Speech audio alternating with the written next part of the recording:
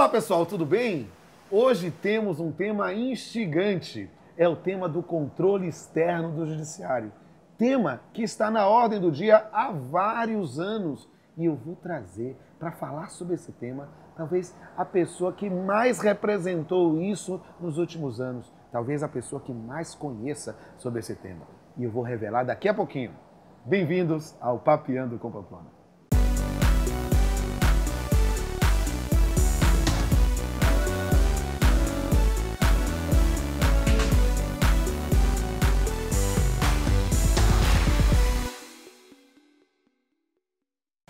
O controle externo do judiciário é um tema que está sendo discutido já há alguns anos no Brasil.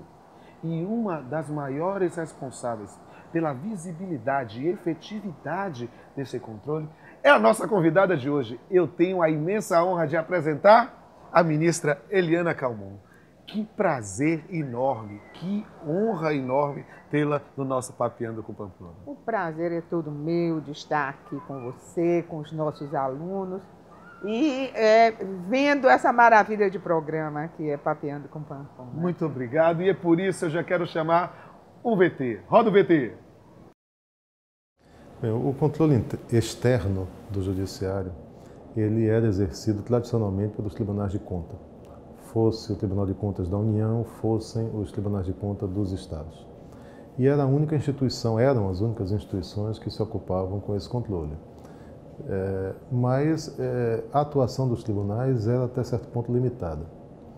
Surgiu então, com a emenda constitucional 45, a ideia, que terminou sendo aprovada como emenda 45, a ideia da criação de um controle externo que fosse ampliado e cuidasse da própria organização, funcionamento, regulamentação comum de matérias.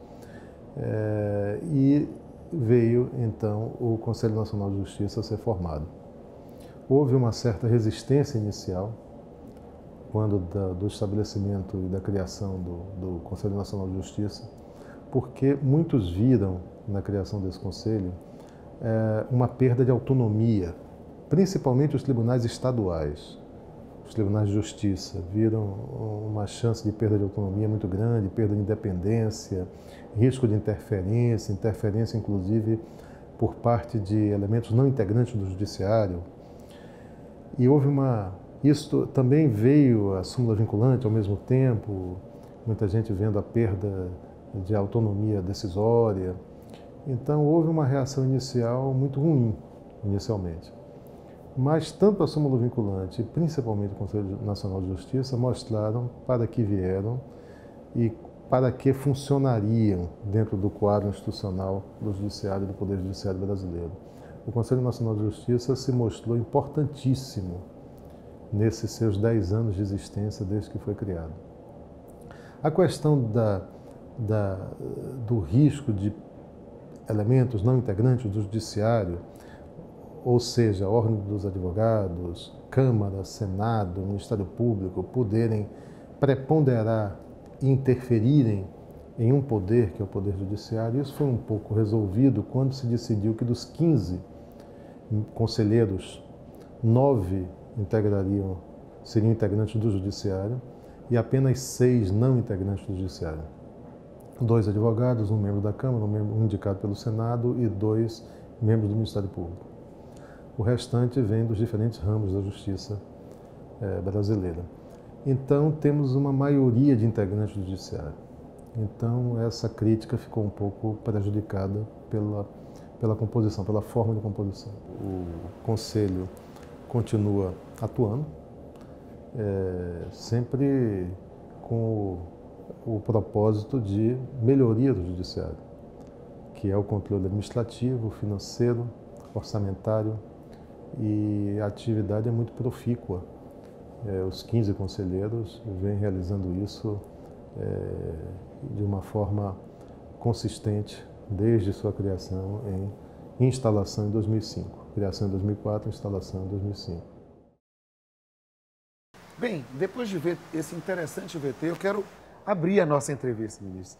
E nós estamos falando sobre controle externo do judiciário. Eu quero perguntar do começo.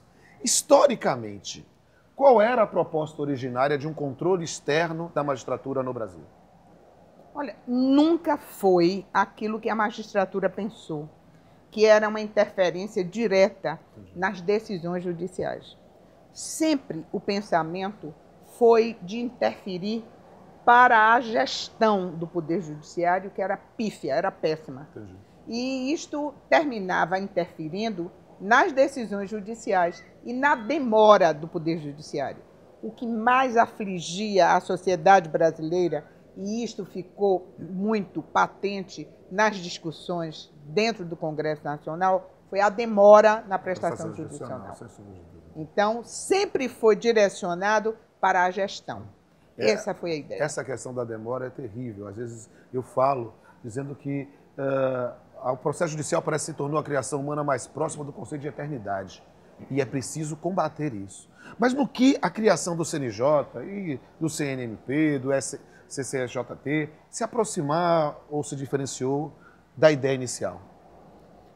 O que se diferenciou foi a pressão que os órgãos exerceram sobre o Congresso Nacional. Certo.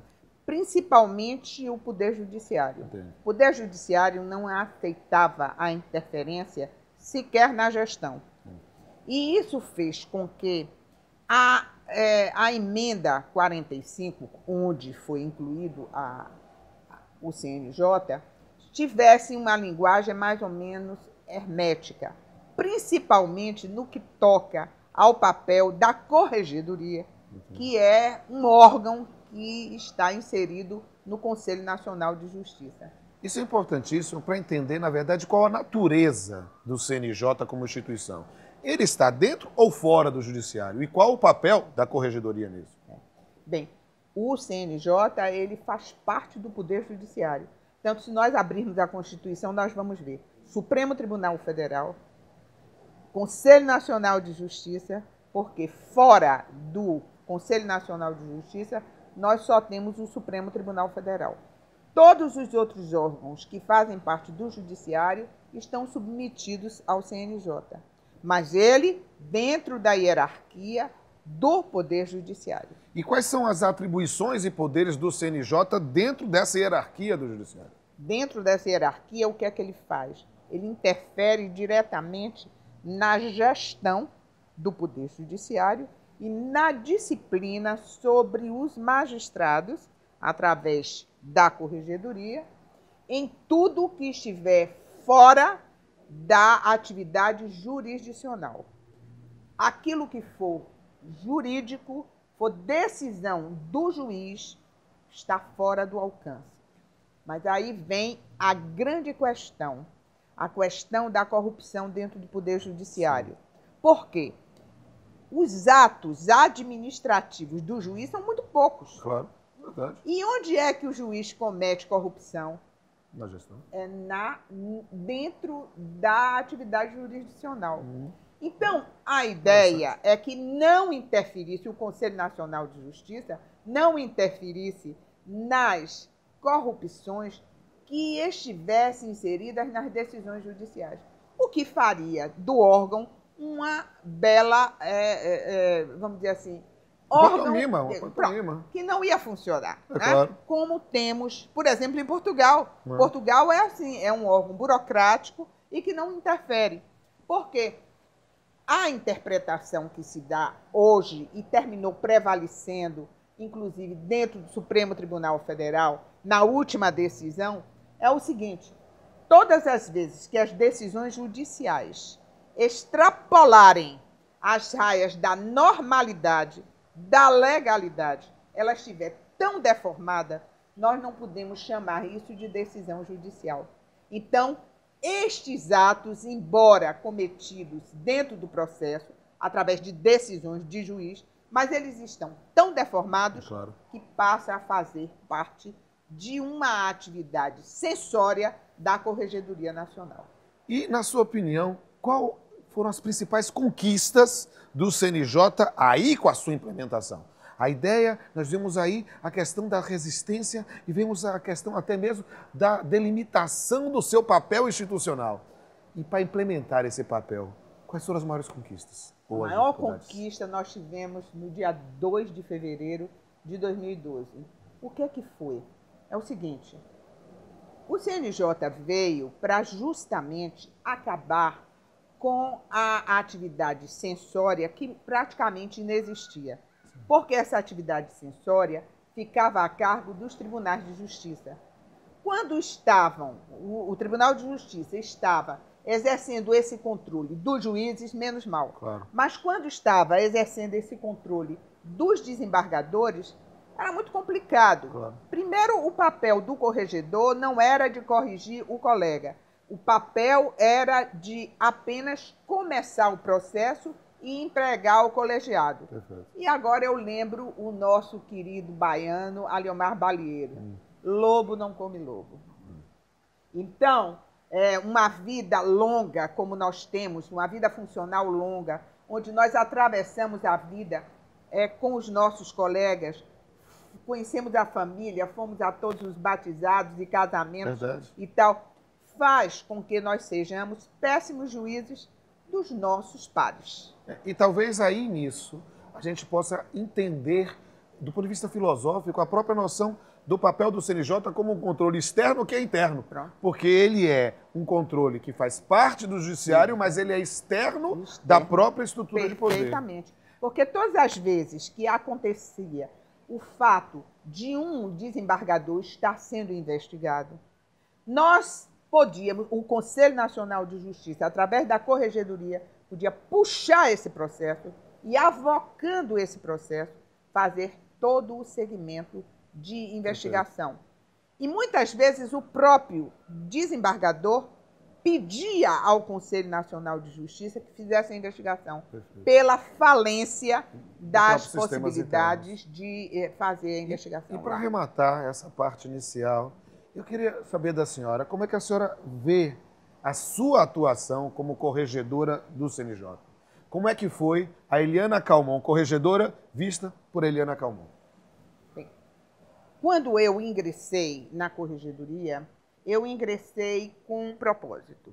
O propósito era exatamente começar a fazer com que o judiciário tivesse transparência.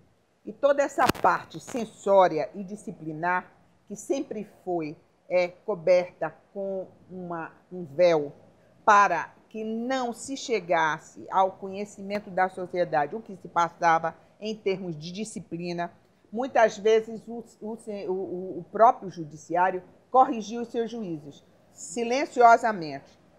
Colocava um pedido de aposentadoria e dizia assim, peça aposentadoria. Se você não pedir, nós instauramos o processo. O juiz pedia e ficava tudo por isso mesmo. Eu achava isso absolutamente errado. Achava que tudo aquilo que nós fazíamos para corrigir o judiciário devia ir para público, para dizer o seguinte, vocês sabem que esse juiz não é correto.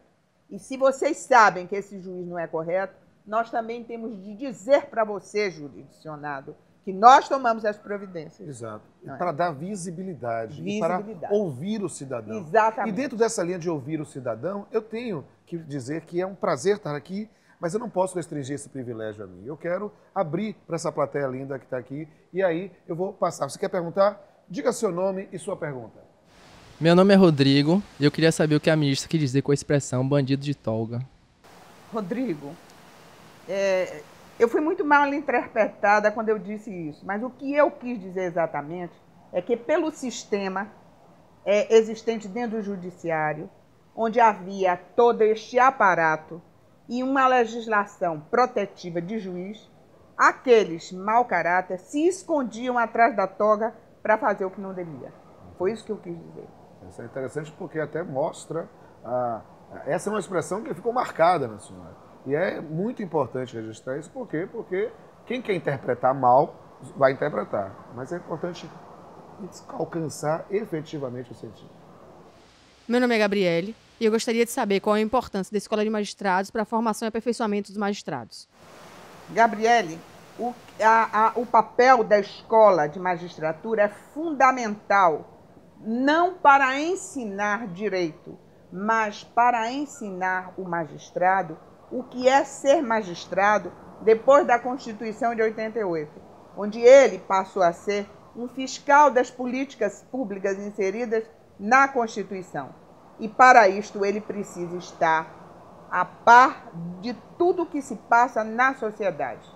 Isso é que é importante. Sem sombra de dúvida. Ensinar a escola. Porque, perceba, nós fazemos concurso para juízes, mas nós não somos juízes antes de sermos juízes, antes de tomar posse. Então, aprender a atuar como magistrado é fundamental. Meu nome é Matheus e eu gostaria de saber da senhora como a senhora acha que deve ser as apurações de denúncias contra magistrados sem que se interfira nas prerrogativas deles. A própria legislação já estabelece um ritual que protege o magistrado. Exemplo, chega uma denúncia contra o magistrado, mesmo que seja anônima. Se não chegar com documentação, ela vai para o lixo. Se chegar denúncia anônima, mas com documentação, ela é processada como uma simples denúncia, onde o magistrado é chamado para falar sobre aquilo. Se a resposta dele não for satisfatória, vamos abrir uma sindicância. Nessa sindicância, ele tem direito de defesa, mas ainda é sigiloso. Somente quando, após a sindicância, ele não se explicou, é que nós vamos abrir um processo. Este processo é um processo onde há advogado, onde há a defesa, levada para o colegiado, para o plenário, e o plenário vai dizer se nós vamos arquivar ou vamos dar continuidade ao processo disciplinar. Este segundo momento é um momento onde tudo é publicizado. Olá, meu nome é Jacopo e eu queria saber da ministra como deve ser o relacionamento do magistrado com a mídia. O magistrado, de um modo geral, ele não sabe ter um relacionamento bom com a mídia. O magistrado, ele é prolixo, ele fala muito, ele não diz o essencial e muitas vezes eles terminam caindo nas pegadas de um jornalista que quer extrair dele o que é essencial e muitas vezes o magistrado tem a intenção de esconder o que seja essencial. Por isso mesmo, nas escolas de magistratura, nós estamos fazendo o treinamento do magistrado com a mídia. O que é que ele tem de informar? Ele tem de informar o fato que ele está julgando. Ele não é a notícia. Ele, magistrado, não interessa para o público. O que interessa é o fato que muitas vezes está na mão dele para ele julgar. Isso é que é importante. Perfeito. Meu nome é Thaísa e eu gostaria de saber da ministra como ela acha que deve ser o relacionamento do magistrado com o cidadão.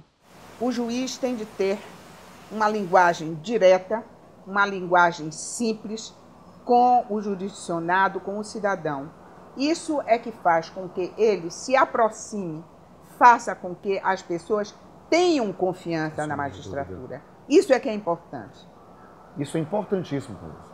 E é importantíssimo para a gente compreender a importância da linguagem, que a gente não fique falando de direito como se tivesse uma reserva de mercado para que ninguém pudesse entender, e que ele nunca anestesia a sua capacidade de se indignar, porque eu tenho ali não um processo, não um número, mas um cidadão, uma pessoa que deposita na sua missão de magistrado as suas esperanças, os seus medos, os seus receios, a sua vida. E por isso eu tenho que encerrar.